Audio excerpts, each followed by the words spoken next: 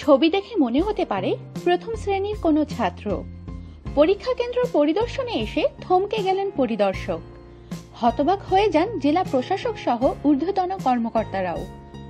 কৌতূহলী জেলা প্রশাসক সেই ছোট্ট পরীক্ষার্থীর বয়স আর পরিচয় জেনে করুণার হাত না বাড়িয়ে পারলেন না। ঘটনাটি গত বছর এসএসসি পরীক্ষার সময়ের। পরীক্ষার্থীর নাম ইয়াসিন আরাফাত, বয়স তার 18। বার একাডেমি স্কুলের ছাত্র সে। দেখতে একেবারে 5 বছর বয়সী শিশুর মতো হলেও এসএসসি পরীক্ষার্থী। শারীরিক প্রতিবন্ধকতা তাকে দমাতে পারেনি লেখাপড়ায়।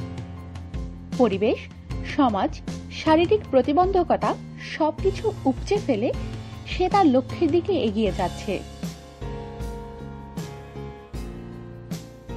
আমাদের সাথেই থাকুন আর সাবস্ক্রাইব করুন।